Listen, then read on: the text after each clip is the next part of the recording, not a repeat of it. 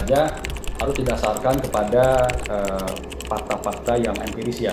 Artinya tidak bisa dikaitkan kepada temuan satu atau dua tempat saja. Nah, Bea Cukai sendiri untuk menjamin terpeliharanya objektivitas dari data yang dihasilkan itu bekerjasama dengan perguruan tinggi negeri. Tahun 2020 kami bersama dengan UGM, dan nanti tahun 2022 pun biasanya akan kerjasama juga untuk menentukan sebetulnya berapa sih persentase peredaran rokok ilegal di Indonesia termasuk Batam. Dan data yang dihasilkan oleh teman-teman itu ada Universitas Brawijaya, tingkat peredaran rokok ilegal di Indonesia khususnya termasuk di Batam tahun 2020 itu diprediksi menjadi 8%, kemudian menunjukkan peredaran rokok ilegal tahun 2020 itu pada angka 6,6%. Ya, jadi lebih rendahnya tingkat peredaran rokok ilegal di Indonesia ini itu adalah hasil extra effort dari peningkatan pengawasan rokok ilegal. Untuk sementara mungkin kita menjadi bahan masukan juga bagi kita terkait masih ditemukannya rokok-rokok ilegal khususnya di Kota Batam. Namun demikian kita juga harus bisa mengapresiasi kerja yang sudah dilakukan oleh teman-teman di unit penindakan dan pengawasan. Sebagaimana kita ketahui bahwa tingkat peredaran rokok ilegal di Indonesia itu masih jauh lebih baik jika dibandingkan dengan misalnya katakanlah Malaysia. Malaysia itu 55,5%. Kemudian Singapura itu 13,8% dan Vietnam 23,4%. Ini berdasarkan data Oxford Economy tahun 2017. Nah, di Bea Cukai sendiri untuk menangani hal tersebut ada namanya operasi gempur rokok ilegal yang setiap tahun itu selalu kita jalankan. Termasuk di dalamnya juga yang dilakukan oleh teman-teman di Bea Cukai Batam ini. Nah, misalnya tahun 2021 kemarin itu kita berhasil melakukan pemusnahan dan melakukan penindakan terhadap rokok ilegal sampai 74,2 juta rokok ilegal yang berhasil diamankan oleh Bea Cukai Batam dari berbagai merek tentu saja. Dari 74,2 juta itu kemudian berdasarkan keputusan dari Menteri Keuangan kemudian dilakukan pemusnahan terhadap barang-barang negara tahun 2021 itu, termasuk di dalamnya juga adalah rokok ilegal tadi. Nah, bagaimana pendekatan dari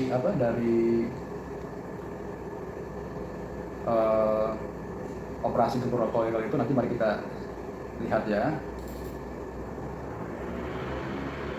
Tapi sudah ada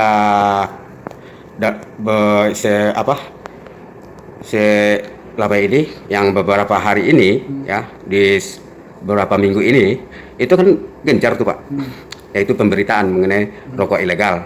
Dan sementara tapi pada intinya bukan rokok ilegal sih, tetapi pada intinya mereka tidak memakai bea cukai, yaitu bandrol bea cukai, yaitu pada intinya untuk pajak negara gitu. Jadi yang dimaksud dengan kategori rokok ilegal itu adalah ada beberapa kategori, salah satu antaranya itu tadi rokok polos, rokok salah personifikasi, rokok palsu, rokok salah peruntukan, dan rokok dengan pita cukai bekas. Semuanya itu masuk kategori rokok ilegal. Itu dalam juga yang polos tadi itu. Gitu. Oh gitu. Tapi ada loh Pak, seperti ada rokok yang berbahasa China, kan yang warna merah, bungkus merah, kan bahasa China tuh.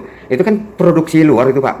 Nah, di sini sampai di mana untuk Bea Cukai mengetahui tentang keberadaan rokok yang bermerek luar ini, sehingga ada beberapa kita ketemukan, yaitu beberapa rokok yang bermerek luar, tapi rata-rata itu berbahasa Cina, ya, itu beredar di Kota Batam. Nah, untuk sebagai instansi yang mempunyai mempunyai hak khusus untuk menangani permasalahan ini, itu untuk pengawasannya sampai di mana Pak? Seperti kami sampaikan di awal bahwa selama tahun 2021 Bea Cukai Batam itu telah mengamankan 74,2 juta rokok ilegal. Salah satunya yang seperti yang Bapak sampaikan tadi itu, dengan berbagai merek, dengan berbagai sumber, dan juga dari beberapa negara asal, termasuk yang Bapak sebutkan tadi itu.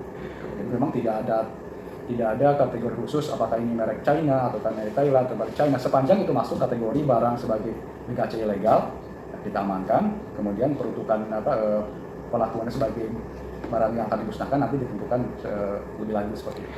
Dan untuk pengusaha yang seperti perusahaan, salah satu Arta apa seperti yang sudah kita jumpain, untuk tindakan atau sanksi untuk perusahaan-perusahaan itu sampai di mana, Pak? Karena mereka salah satu yang memproduksi rokok yang tanpa ada bandrol bea cukai. Nah, penetapan satu objek atau satu subjek dari badan ataupun orang itu kan berdasarkan pada penyidikan jika ditemukan bukti permulaan awal yang cukup. Tapi sudah dilakukan ya Pak, Ya, penyelidikan. Sepanjang itu bisa dibuktikan dan ada bukti permulaan yang cukup, kemudian dilakukan penyidikan, nanti kan akan dilimpahkan ke pengadilan. Sebetulnya pengadilan yang menentukan, bukan bea cukai. Pengadilan yang menentukan apakah satu pihak ini bersalah terhadap satu kasus tertentu atau tidak, seperti itu. Nah, kami dengan gempur rokok ilegal tadi itu kan dilakukan secara serentak dan terpadu, masif lah. Itu salah satunya pertama yaitu untuk bertujuan untuk menekan peredaran rokok ilegal di Indonesia. Kemudian juga kami akan mendorong demand atau permintaan terhadap BKC yang legal supaya ada efek jerah lah pada mereka dari retailer sehingga menjual BKC sesuai dengan ketentuan, sehingga suplai BKC ilegalnya kan bisa dipaksa untuk turun, kemudian meningkatkan demand juga terhadap rokok-rokok yang sifatnya ilegal. Dan pada akhirnya kan jika keseimbangan ini kemudian kembali ke bentuk yang seharusnya, maka akan meningkatkan penerimaan dari cukai juga. Optimalisasi penerimaan dari cukai itu bisa kita upayakan seperti itu.